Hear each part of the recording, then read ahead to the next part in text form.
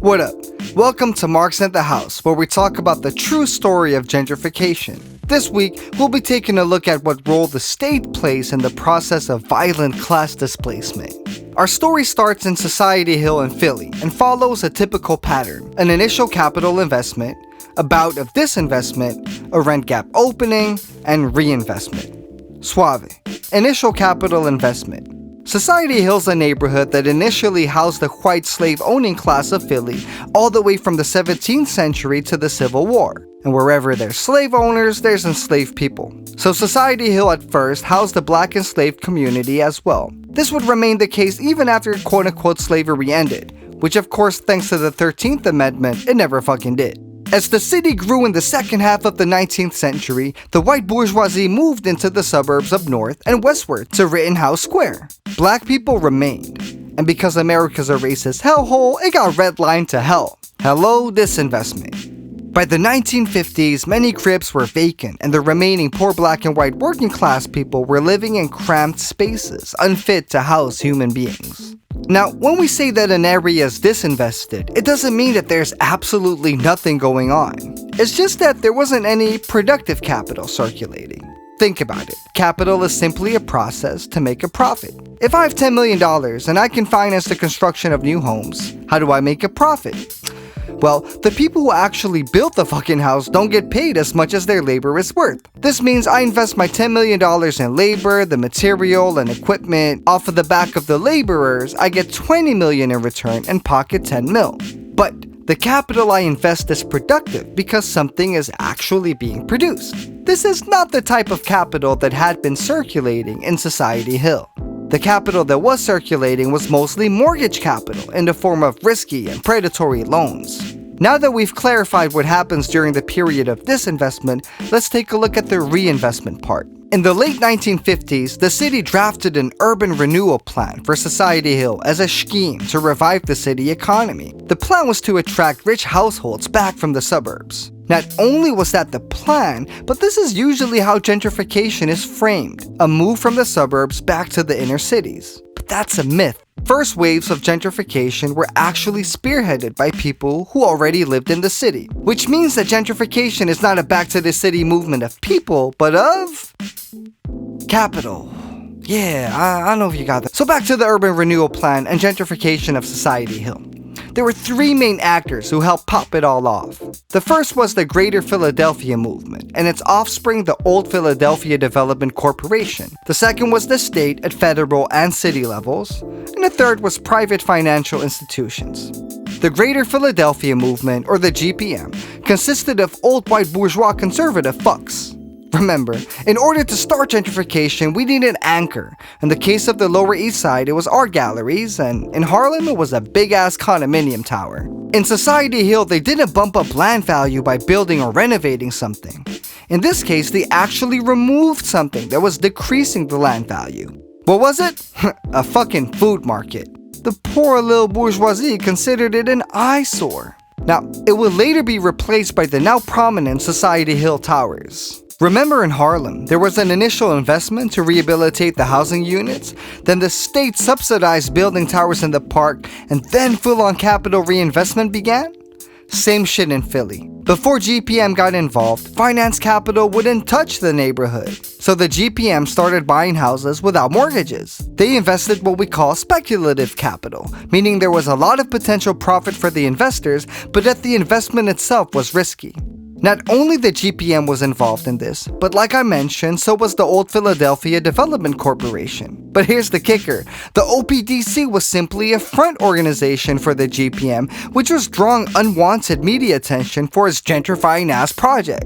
The OPDC then became a mediator between local government, planners, investors, developers, and homeowners. It promoted the gentrification of Society Hill in local and national media as a community project. I mean, it does sound a lot better than class warfare. So the GPM provided speculative capital. After that initial investment, the floor was cleared for productive capital to be invested. Now, of course, this step is essential because no productive capital means you can't make improvements to homes to close the rent gap. Commercial and saving banks provided the actual funding for this productive capital, and mortgages. In the case of Society Hill, these banks only opened their yummy money taps after the state got involved. Now remember, in Harlem, the government gave a subsidy for construction, but the link with the state in Philly goes much deeper than that. First of all, on both the federal and local level, the state funded 67% of the urban renewal project. They also provided mortgages to a number of developers in Society Hill. This means working class taxes helped subsidize their own displacement. Because again, only after the state's involvement did the banks greenline the area. But the state and bourgeoisie were and are much more intertwined than this. So the City Planning Commission's job was to oversee the gentrification of the whole area. Its executive director Edmund Bacon used to be a member of GPM. Then the president of the OPDC, William Day, was also board chairman of First Pennsylvania Banking, which invested mad money in Society Hill. But nobody embodied the holy connection between the state and capital like Gustav Amsterdam. That's just such a villainy name, come on. That had to be intentional. He was the executive director of the Redevelopment Authority, executive vice president of OPDC, and chairman of the Bank Securities Corporation, which financed contracts with the building firm that Gustav Amsterdam was also connected to. But the shit gets even more obnoxious. All in all, the state invested about $38.6 million. But it doesn't just get its money from taxes. It sells municipal bonds to raise money, which are really just loans.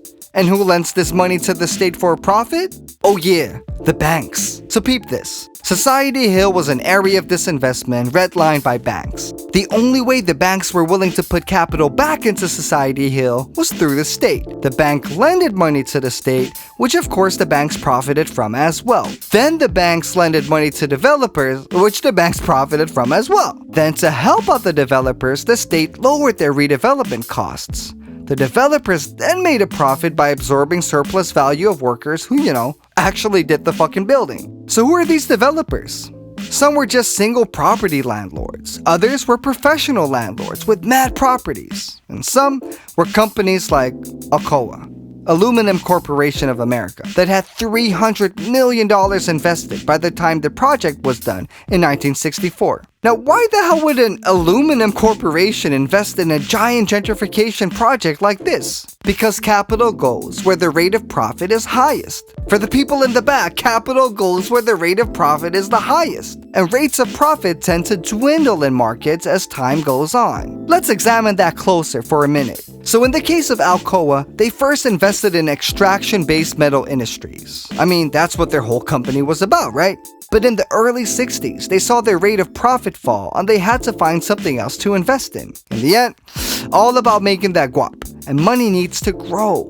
And if you want your money to grow, you need to invest it in something. That's all it fucking is. And in the 60s, because of all this previous urban disinvestment, gentrification was hella profitable. That, and they figured out a way to get their taxes reduced by investing in development, but that's a whole nother story that I pretty much will not be telling anywhere. Capital can come from anywhere because it circulates internationally. And we see this in Society Hill as well. A company called Webb & Knapp, a New York property-based company, had bought the land designated for Society Hill Towers from the Redevelopment Authority. The company paid $1.3 million, and to finance construction, it got a 3% FHA insured mortgage for $14.5 million. Now, the reason why I mention this mortgage is because it was provided under the 1954 Housing Acts, and these federal acts are about to become really important. We'll be taking a closer look at gentrification on a national scale starting from the next episode. But when Webb & Knapp got into financial difficulties, a company stepped up to buy out their interests in 1962.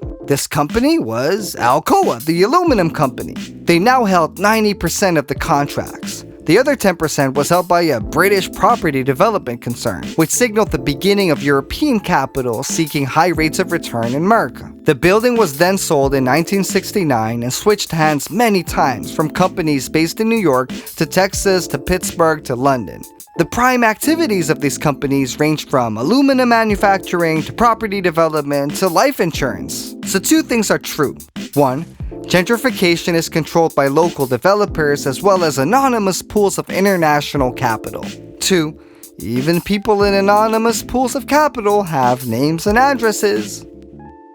So what did we learn today? We learned that the state often plays an integral part in gentrification by laying the groundwork for it. This then motivates banks to greenline an area. After that, productive capital flushes in and may the brutal displacement of working class people begin. This is why we claim that the state is a tool of the dominant class in society. And in today's society, the dominant class is the bourgeoisie. People like Gustav Amsterdam are the bourgeoisie. As long as there's a class society, the state will be wielded as a tool for one class to dominate over another. Whether it's financing gentrification or police beating down protesters fighting against this gentrification. Next week, we're gonna switch gears a little bit and talk about the evils of America. No, silly, not imperialism, but the suburbanization of the states. Thanks for watching. Please support me on Patreon if you can spare $1. Peace and love. Space.